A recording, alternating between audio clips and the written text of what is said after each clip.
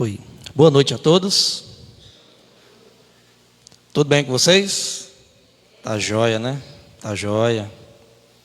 Ainda bem que Jesus é a minha alegria, a nossa alegria. Irmãos, nós temos mais um grande desafio. Tá, como igreja, como cooperadores do Evangelho. Tá, de alguma forma, Deus nos chamou para algo. Tá? E a grande pergunta é, para que Deus nos chamou? Qual é o seu chamado? Eu creio plenamente quando leio a Bíblia, quando estudo um pouco a Bíblia, e vejo a forma que Deus, próprio Jesus, se relacionou com as pessoas, levando uma mensagem de salvação, uma mensagem de esperança, uma mensagem de transformação. Ele sempre desafiou as pessoas a uma mudança de vida, e após uma mudança de vida, ele sempre desafiou as pessoas a realizar algo para ele. Primeiro, ele deseja realizar algo em nós. Depois, ele deseja realizar algo através de nós. E hoje eu quero tratar um pouquinho disso. A verdade é que hoje nós vamos refletir sobre o meu chamado. Qual é o meu chamado? Qual é o chamado que o Senhor tem para a minha vida? Ou será que o Senhor tem esse chamado para a minha vida? Será que eu sou capaz de cumprir com o meu chamado? Eu, tão pequeno, tão pecador, tão limitado, diante de um Deus tão grande, de uma palavra tão poderosa, será que eu sou capaz? Será que eu tenho condições de cumprir o chamado que Deus tem para a minha vida? E o texto que foi lido lá em 1 Pedro, eu convido os irmãos a abrirem mais uma vez. Vamos tentar entender um pouco esse texto. Eu peço a vocês que se coloquem em pé ao encontrarem.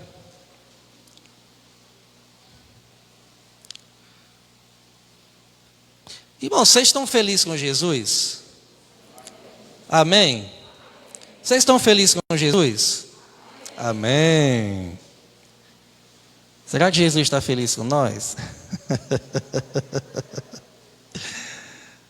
Vamos lá. 1 Pedro, capítulo 2, versículo 21. Olha, diz assim: para isto fostes chamados, porque também Cristo padeceu por vós, deixando-vos o exemplo, para que sigais as suas pisadas. Para que sigais as suas pisadas. Irmão, podeis assentar. Podeis assentar. Vivendo o meu chamado.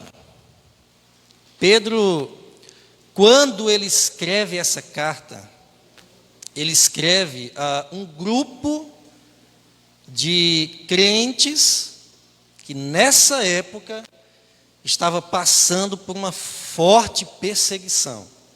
Era ali em torno de 62, 64, depois de Cristo. Tá? Aqueles que se aprofundam mais no conhecimento do contexto da Bíblia, sabe que o Império Romano teve um imperador muito louco mesmo. Tá? O nome desse camarada era Nero. E ele mandava matar os cristãos.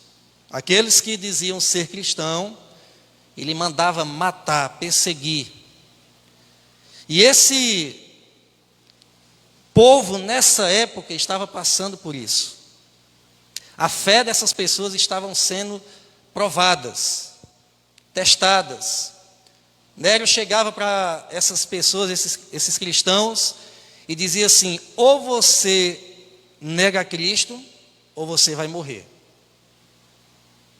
E ali, eles, com muita fé, com muita convicção, eles preferiam morrer a negar a sua fé.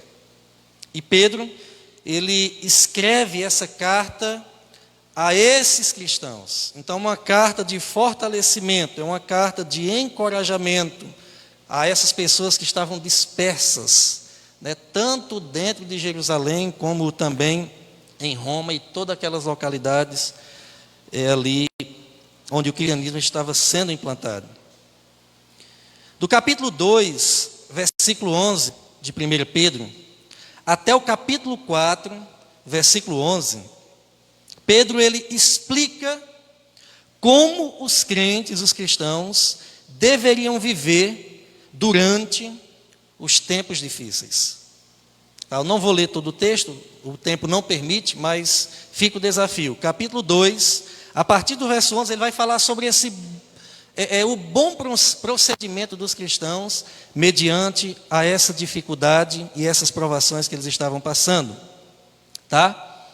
Também, no capítulo 2, do verso 18 até o capítulo 3, verso 17, Pedro também ensina que Cristo ele deve ser o nosso modelo de obediência a Deus em meio aos sofrimentos.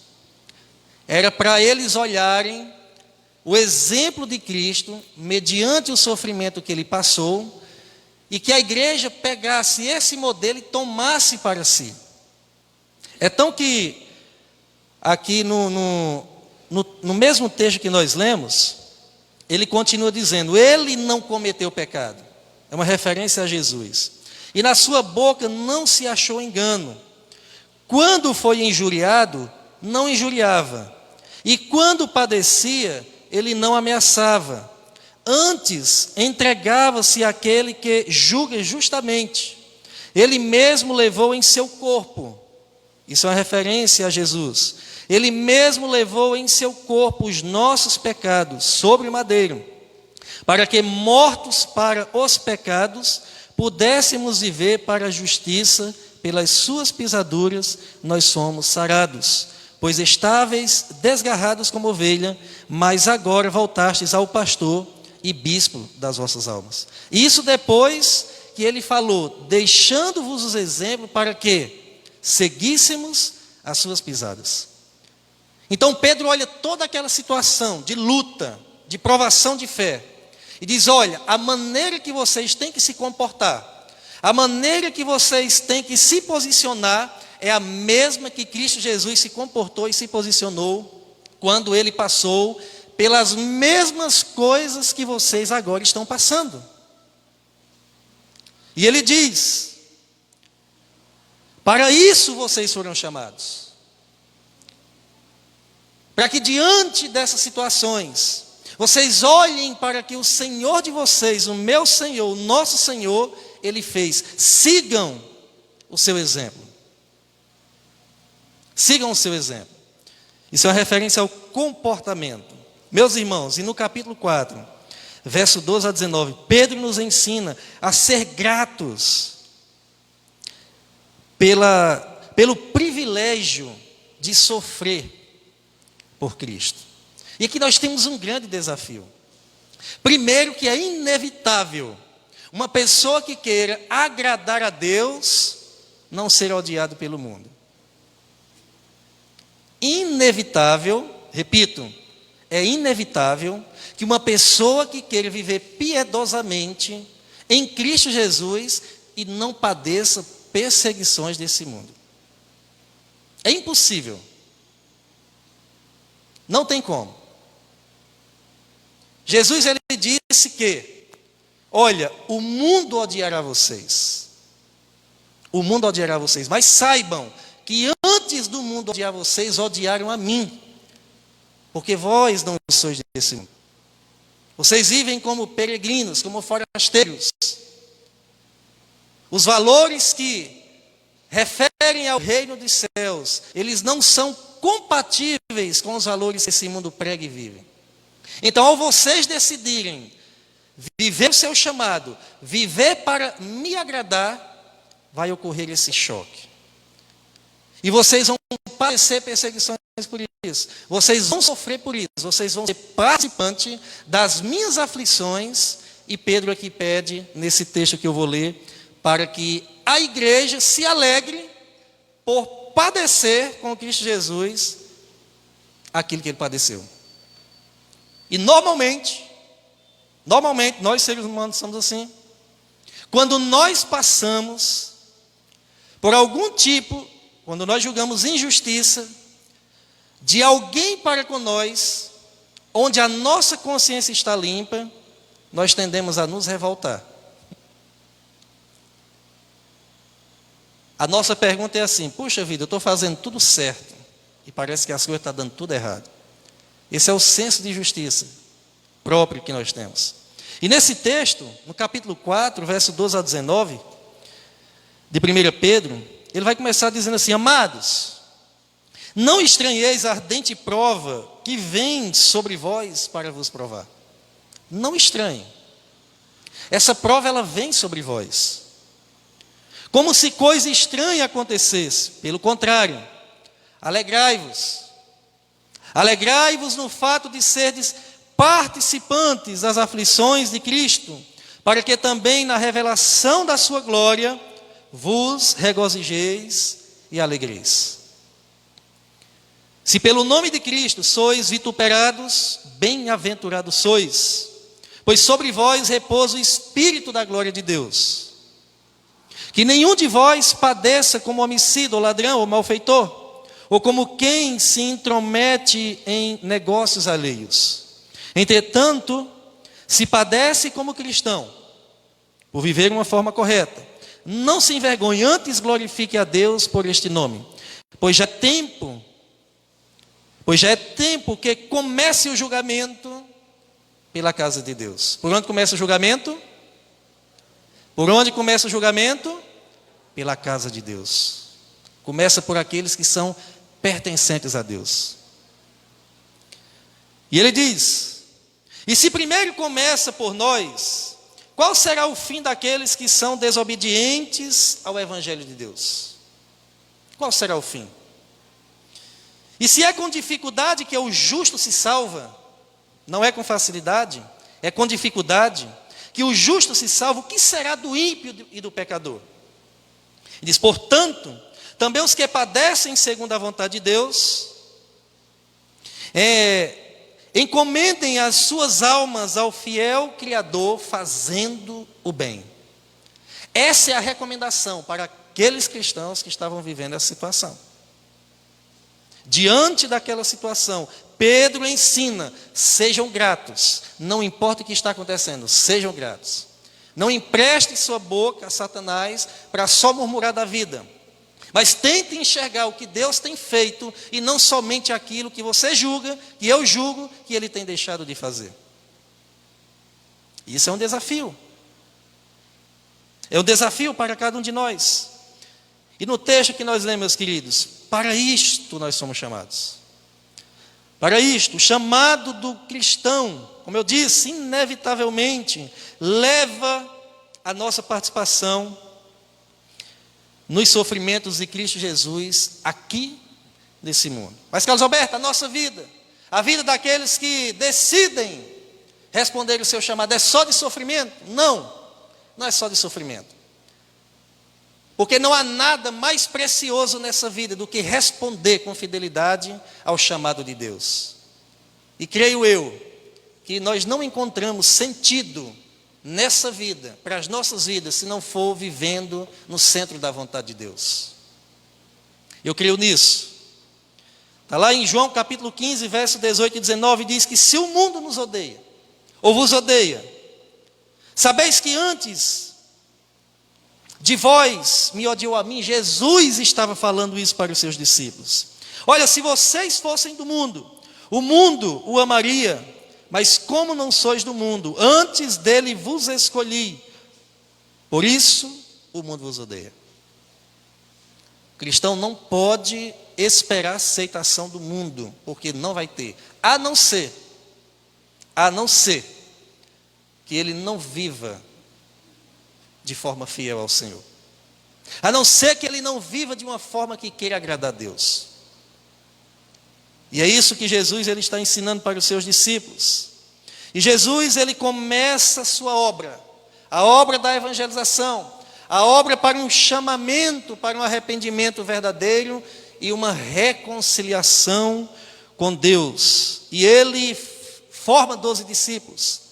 Um se perde. Depois esse colégio apostólico é preenchido com a escolha de outro apóstolo. E ali ele deixa para a sua igreja a continuidade desse chamado, para que cada geração que o conhecesse cumpra o seu chamado. Hoje nós temos o costume de falar sobre aqueles que fizeram, aqueles que marcaram a sua geração, aqueles que fizeram a diferença na sua geração. A grande pergunta é: quem vai fazer a diferença em nossa geração? Será que aqueles que já partiram irão retornar para dar continuidade àquilo que hoje está diante de nós? A resposta é não, de forma alguma. Eu, você, nós temos o privilégio e também a responsabilidade de dar continuidade àquilo que os antepassados fizeram. E alguns de vocês podem dizer: mas eu não posso, eu não consigo, eu não me sinto preparado. Eu diria que essa sensação, para quem quer responder ao chamado, é a melhor possível, tirando o eu não posso. Mas eu não consigo, eu não me sinto preparado para realizar algo para Deus. Começou bem. Começou bem, porque aí você vai se colocar na dependência de Deus. E uma coisa que nós precisamos entender, meus queridos, é que quem realiza não é você. Essa sensação de impotência de fazer algo para Deus é porque a nossa mente trabalha assim: quem vai fazer sou eu. E nós esquecemos de que quem faz não é nós. Quem faz é Deus através de nós. Não é de mim, porque Deus não trabalha no eu. Deus não trabalha no eu, Deus trabalha no nós. Deus trabalha no nós. Igreja é isso, chamados para fora para realizar uma missão. Pensando nisso, eu queria dizer aqui para vocês o que é que Deus não nos chamou para fazer, ou para que não fomos chamados, para depois entrar na parte do para que nós somos chamados. Meus queridos, Deus, Ele não nos chamou para fazer o que queremos. Deus não nos chamou para fazermos o que nós queremos. Isso é muito importante, porque muitas vezes nós dissemos assim. E eu lembrei de uma postagem que eu vi esses dias de um servo de Deus mesmo. Tá? Não é uma crítica ao que ele colocou, não. Apenas eu peguei e criei um pensamento. Que ele colocou assim: como é bom fazer aquilo que mais gosta. Mas é bom fazer aquilo que gosta? Sim ou não? Claro, é bom demais. Muito bom. Só que a pergunta é: Deus nos chamou para nós fazermos aquilo que nós gostamos de fazer? Não. Será que dentro do corpo de Cristo, que é a igreja, existe esse tipo de pensamento ou ação? Eu vou fazer isso porque eu gosto. E Deus não nos chamou, não nos vocacionou para fazer aquilo que nós queremos. Deus também não nos chamou para fazer aquilo que gostamos. Deus também não nos chamou para ficar sem fazer nada. Gente, com exceção de novos convertidos, de pessoas que ainda estão sendo discipuladas. Me desculpe, eu não quero aqui, o intuito não é ferir ninguém, nem constranger. Mas é muita, eu não vou falar nem mediocridade, mas até falta de conhecimento da vontade de Deus, pensar que o chamado de Deus é para não fazer nada. É para não realizar nada. Não, Deus me chamou para não fazer nada. Não, Deus não nos chamou para isso. Deus também não nos chama para olhar o que os outros estão fazendo. Apenas contemplando o que os outros estão fazendo. Olha que coisa bonita, olha que maravilha, olha o que está acontecendo naquela igreja. O negócio lá está quente e eu estou aqui, olha que coisa bonita. Não, meus amados. Deus não nos chamou para apenas olhar e contemplar o que os outros estão fazendo. Deus também não nos chama para nos tornar grandes. Deus não nos chama para que o holofote esteja sobre nós, ou para nos engrandecer. Não, o único que tem que ser grande, louvado e adorado é o nosso Senhor e Salvador Jesus. Amém? Então os holofotes têm que ser para Ele. Todo o foco, tudo que a igreja fizer, tem que ser para a glória de Jesus. Não existe ninguém grande no reino de Deus. Existem servos, pessoas que se colocam de joelhos, pessoas que diminuam para que ele cresça. E olha que João Batista foi tentado a isso. Porque João Batista começa o seu ministério no deserto, e ele começa pregando arrependimento, arrependei-vos porque é chegado o reino dos céus, e junto a multidão, e acha aquela pregação bonita, acha aquela pregação linda, olha, algo diferente tem nesse homem, tu és o Messias. Se João Batista ele tivesse esse espírito de grandeza, ele dizia, rapaz,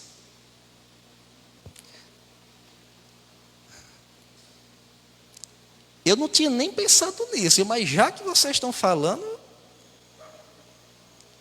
e ele disse, não, eu não sou. Tu és um dos profetas? Não sou. E quem tu és? Ele diz, eu sou apenas a voz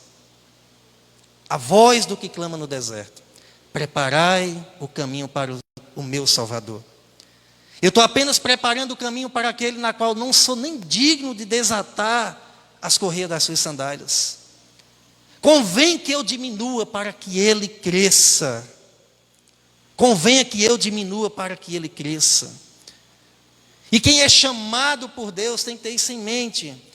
O chamado é para a glória do Pai e não para a glória do homem. Aliás, nem existe manifestação de Deus quando o homem ele busca a glória para si. Nós já ouvimos várias vezes, eu não vou cansar de falar isso. Deus não divide a sua glória com ninguém. Eu acho muito pedagógico quando todo mundo repete. Vamos repetir? Deus não divide a sua glória com ninguém.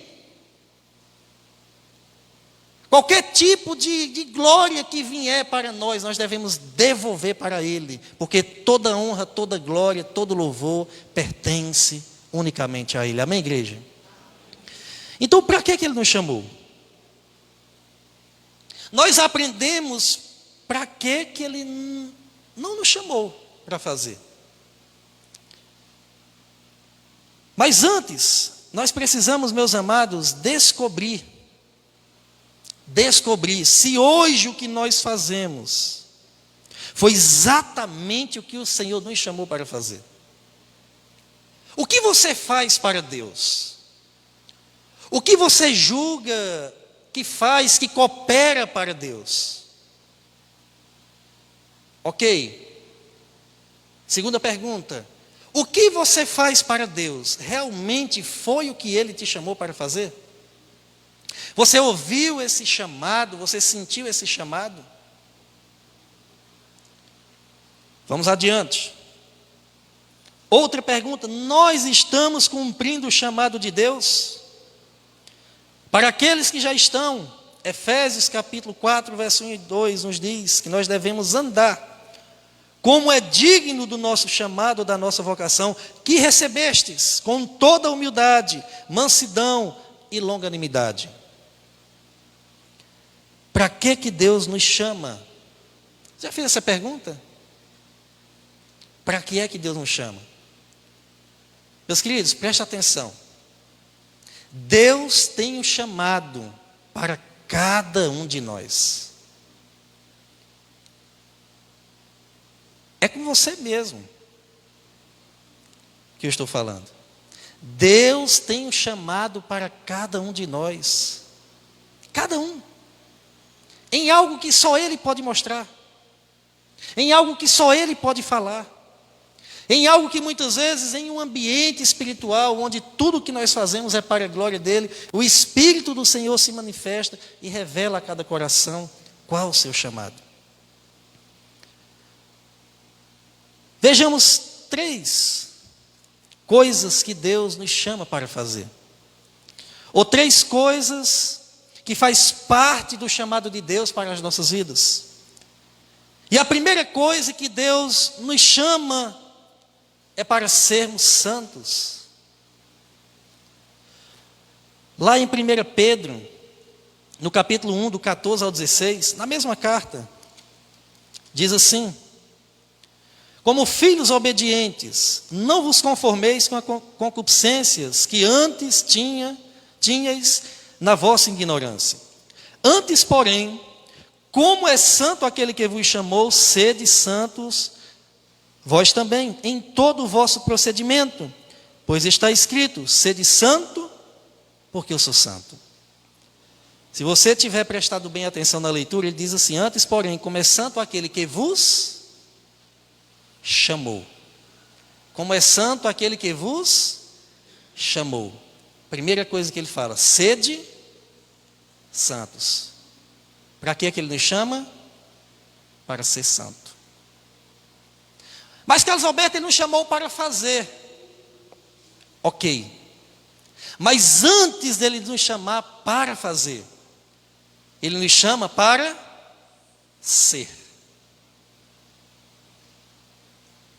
Olha no chamado de Abraão, olha no chamado de Moisés, olha no chamado de Davi, olha no chamado de Gideão, olha no chamado de Salomão, olha no chamado dos discípulos, que antes de Deus chamar para eles fazer, Deus primeiro chama para eles serem. E ser santo. E o que é ser santo? O que é ser santo? Ser santo é ser separado. Deus, quando chama Abraão, ele diz: Abraão, sai da tua e vai para um local que eu te mostrarei. Deus queria cumprir algo na vida de Abraão, mas antes de Deus cumprir o que ele queria na vida de Abraão, primeiro ele diz: sai. Onde é que Abraão morava? Ur dos Caldeus, uma cidade totalmente idólatra, no meio de um povo totalmente idólatra. E Deus diz mais ou menos assim: eu só posso cumprir o meu chamado na sua vida se você se separar desse povo.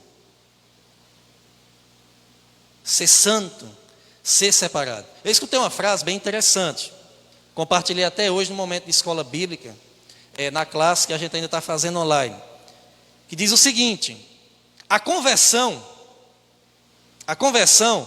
ela tira o cristão do mundo. Estamos lá no mundão, aí a conversão tira você do mundo. A santificação, que é um processo até a volta de Cristo, a nossa partida para estar com Ele, tira o mundo do cristão. A conversão tira o cristão do mundo, a santificação tira o mundo do cristão. Esse é o processo de santificação. Deus nos chama para uma vida de separação. Se você for ler as cartas, você vai ver sempre esse conselho. Sempre esse conselho: fuja do pecado, fuja da impureza, fuja da idolatria, fuja disso, fuja daquilo, fuja disso, fuja daquilo. Porque ao contrário, não tenho como cumprir o meu chamado na sua vida. Esse é o primeiro chamado. Ser santo, a primeira obra que Deus deseja realizar em nós é a obra da santificação. Logo após a conversão, a regeneração, vem o processo de santificação. E é interessante isso. Moisés, ele foi um homem extraordinário nas mãos do Senhor. Ele não se sentia capaz de realizar algo para o Senhor. Mas observe, Moisés passa 40 anos no Egito. Depois ele passa 40 anos no deserto, para que o Egito saia dele. Para depois, 40 anos do seu ministério, 120 anos.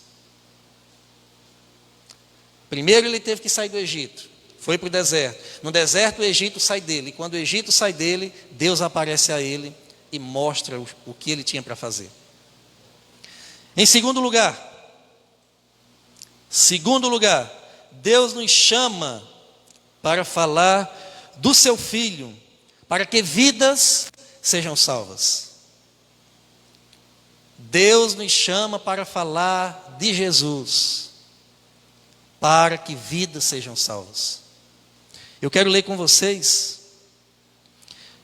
o Evangelho de Mateus, capítulo 4. Evangelho de Mateus, capítulo 4.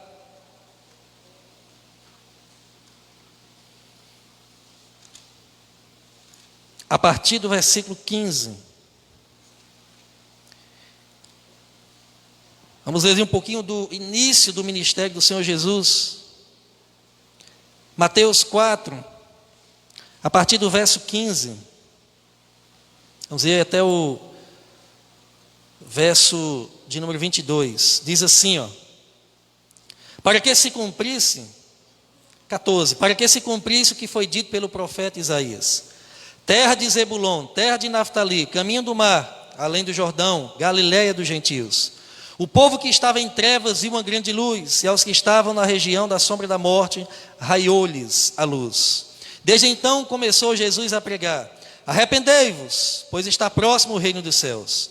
Andando Jesus junto ao mar da Galiléia, viu dois dos irmãos, Simão, chamado Pedro, o que escreveu essa carta, que nós lemos o texto, e André. Eles estavam lançando as redes no mar, pois eram pescadores. Disse-lhe Jesus: vinde após mim, e eu vos farei pescadores de homens. Imediatamente eles deixaram as redes e o seguiram. Indo um pouco mais adiante, viu outros dois irmãos, Tiago, filho de Zebedeu, e João, seu irmão. Estavam num barco em companhia de Zebedeu, consertando as redes, quando Jesus os chamou, e eles, deixando imediatamente o barco e seu pai, o seguiram. Percorria Jesus toda a Galiléia, ensinando nas suas sinagogas, pregando o evangelho do reino e curando todos os tipos de doença e enfermidades entre o povo. E aqui nesse momento, Jesus chama primeiro os discípulos para estar com eles, vir após ele, para depois ensinar os discípulos a compartilhar a mensagem da salvação. E o que é mais interessante, meus queridos, é que Jesus, ele escolhe, ele chama, ele vocaciona pessoas comuns para realizar coisas extraordinárias.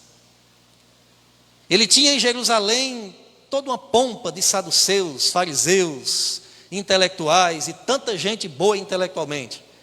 Mas ele não vai lá, ele vai lá na Galiléia, numa região comum, e chama pescadores, pessoas simples, para realizar coisas extraordinárias. E ele diz o texto que ele estava pregando o evangelho do arrependimento, o evangelho da salvação. E ele olha para aqueles homens e diz: ei, vocês, vinde após mim, e eu vos farei o quê? Vos farei o quê? Pescadores de homens. Ele diz: olha, vocês irão colher almas para o meu reino, quando vocês compartilharem o evangelho da graça, o evangelho da salvação. Vocês irão pregar uma mensagem que vai libertar os cativos, que vai abrir a vista daqueles que estão cegos, que vai fazer com que o surdo escute essa mensagem e sejam libertos. Meus irmãos, sabe o que é que as pessoas hoje precisam? Libertação. E só quem pode libertar é Jesus. Pessoas que vivem acorrentadas no pecado. Pessoas que vivem acorrentadas por Satanás. Só quem pode libertar é Jesus. E a única mensagem que pode libertar é a mensagem do Evangelho de Jesus Cristo. Não adianta a igreja levantar a voz para condenar. Não adianta a igreja levantar a voz para apenas pisar em quem já está caído. O que a igreja precisa é dobrar os seus joelhos, entender que somente o conhecimento da verdade é que liberta. Somente o conhecimento do Senhor Jesus Cristo é que liberta. E foi para isso que nós somos chamados. Para compartilhar desse amor libertador. João 8,32 diz: e conhecereis a verdade, e a verdade vos libertará. Se o Filho, pois, vos libertar, verdadeiramente sereis livres. Meus irmãos, as pessoas, tem muita gente que quer se libertar do pecado. Tem muita gente que quer largar a vida de pecado, mas estão acorrentadas. E eu, você, nós somos chamados, vocacionados para compartilhar do Evangelho da graça, do Evangelho da salvação. Muitas vezes, porque é fácil, é muito fácil quando nós olhamos para uma pessoa cair e dizer: ó, aquele não quer compromisso com Deus, aquele não quer nada com a vida não, aquele ou aquela já conhece a verdade. Meus irmãos, só quem teve a experiência ou está tendo de ser acorrentado pelo pecado é que sabe a angústia de querer se libertar e não conseguir. E Deus não nos chamou para condenar.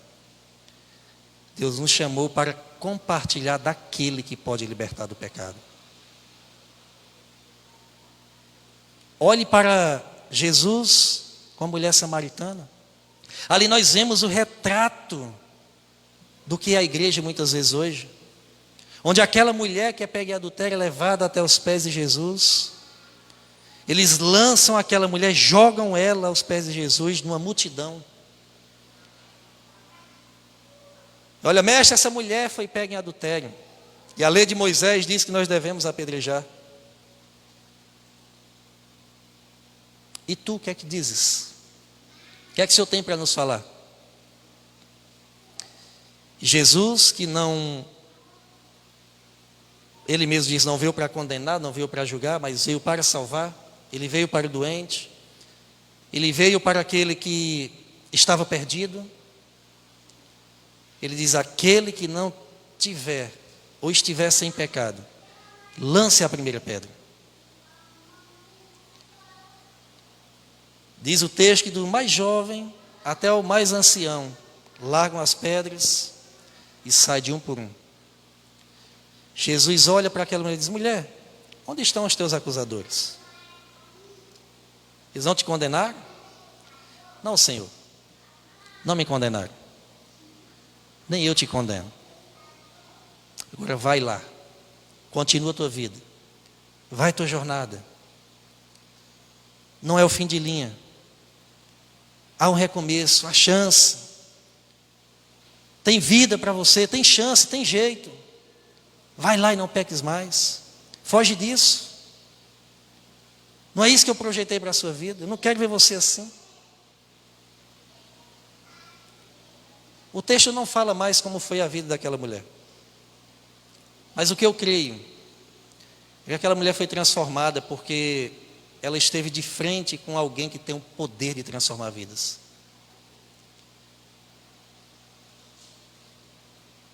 E aqueles que atiraram pedra, ou queriam atirar pedra, muitas vezes está tomando essa posição, aqui, por aí. E Jesus chama para compartilhar o Evangelho da graça e da salvação, que somente isso vai trazer liberdade. E em terceiro e último lugar, meus amados, nós somos chamados também ao ver uma vida transformada e rendida aos pés de Jesus. Nós somos chamados para fazer discípulos. Eu creio que Jesus ele não teria dado tanta ênfase nas últimas palavras dele com os discípulos, que não tivesse muita importância. E lá em Mateus capítulo 28, a partir do verso 16, diz que os 11 discípulos partiram para Galiléia, ele havia ressuscitado, para o monte que Jesus tinha indicado. Quando o viram, adoraram, mas alguns ainda duvidaram. Chegando-se Jesus, falou-lhe dizendo: ei, todo o poder é me dado nos céus e na terra. Agora vocês, portanto, ide e fazei discípulos de todas as nações, batizando em nome do Pai, do Filho e do Espírito Santo, ensinando a obedecer todas as coisas que eu vos tenho ordenado, e certamente eu estarei convosco todos os dias, até a consumação dos séculos. Até mesmo quando uma pessoa que veio lá do fundo do poço, aceitou Jesus como Salvador, experimentou dessa experiência única, singular, extraordinária, que é conhecer Jesus. Ali não pode se levantar em um troféu e dizer: pronto, bota essa pessoa no banco da igreja e está tudo bom. Não é isso. Ele deixou uma ordem: façam discípulos. A pergunta é: para quem é essa ordem? É para o pastor. Não é isso? É para o missionário. É isso ou não? Para quem é? Para quem é discípulo de Jesus. Porque Deus sempre gostou da ideia de multiplicação. Sempre gostou da ideia de multiplicação. Desde lá da criação, ele: multiplicai-vos. E se Jesus ele não tivesse feito discípulos, que é caminhar junto, que é zelar, que é cuidar, que é ensinar, que é corrigir, que é participar, eu sempre gosto de dizer isso no PGM, é vida na vida. É se preocupar com a pessoa, é viver com a pessoa, é conviver com ela, participar das suas dores, das suas alegrias. Foi isso que Jesus fez. Diz: agora eu quero que vocês façam o mesmo, façam discípulos. E ele diz isso basicamente no discurso que estava se encaminhando para uma despedida. E normalmente, as palavras mais importantes que nós temos para dizer para uma pessoa, observe bem que tem um familiar que mora distante, vem passar alguns dias, passa ali 10 dias conosco, aí no dia de ir embora, aí você fala aquelas palavras: foi tão bom você estar aqui, como foi precioso. Aí você começa a falar aquilo que você guardou aqueles dias tudinho, coisas preciosas. E Jesus ele faz mais ou menos isso: olha, ide fazer discípulos. Isso é um mandato, isso é uma vocação para vocês. Porque somente fazendo discípulos é que nós vamos reproduzir e alcançar todas as nações. E olha que ele não disse que as pessoas viriam, é nós que temos que ir. E ele traz consigo também essa promessa. Além de fazer discípulos, ele diz: ensine a obedecer. Ensine a obedecer. Gente, isso dá trabalho. Dá trabalho a gente ensinar os nossos filhos, quem é pai, sim ou não? Minha mãe e meu pai, pode dizer, eu acho que deu um pouquinho de trabalho para me ensinar as coisas. Dá trabalho ensinar. Dá trabalho. Nem todos querem ter esse trabalho, e é um chamado para nós, fazer discípulos. O apóstolo Paulo, lá em 2 Timóteo, no capítulo 2, verso 2, ele diz assim para Timóteo. Eu acho esse um texto muito interessante, a gente já está se encaminhando para a conclusão.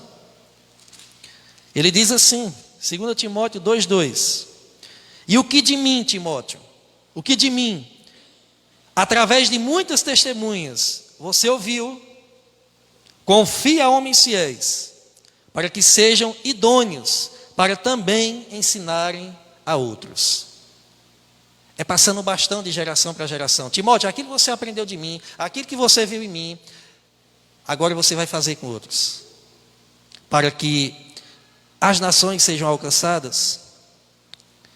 E para concluir, meus amados, eu quero dizer para vocês que se tem algo que dá sentido A vida do cristão é cumprir com o seu chamado. Dá medo? Dá medo? Dá medo. Mas para o medroso, né, para aquele que tem medo, por exemplo, a Josué, né, quando Deus chamou ele para que aquele povo herdasse a terra, ele disse: ei, seja corajoso, não tenha medo. Muitas vezes sentimos incapazes, sim ou não? Sim, totalmente. Isso é bom ou ruim? Por um lado bom, por um lado ruim.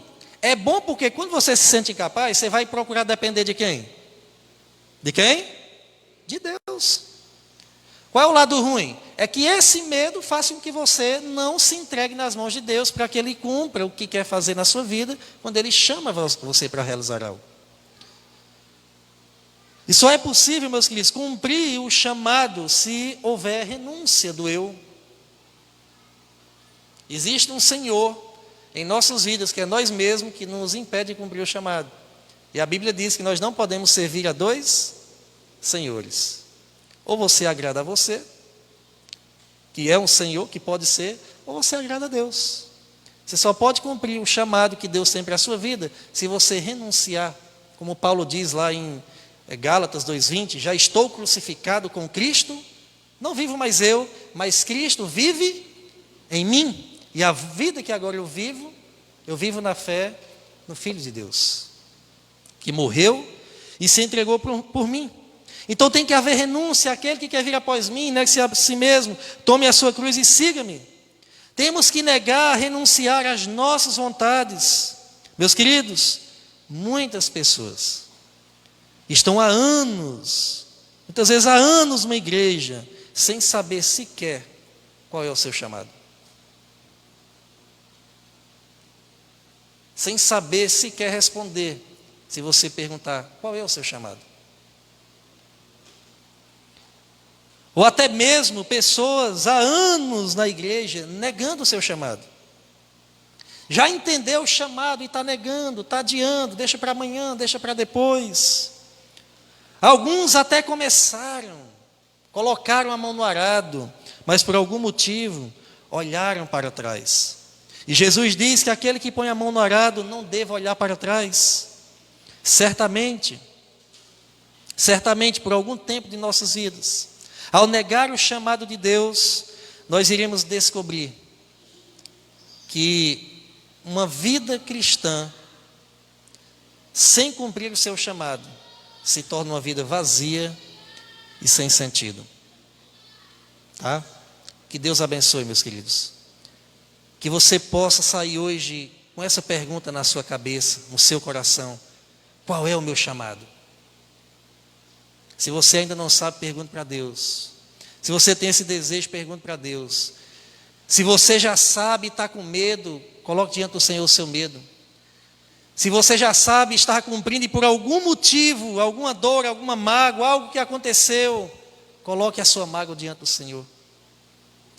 Que Ele é aquele que cura todas as feridas. Amém?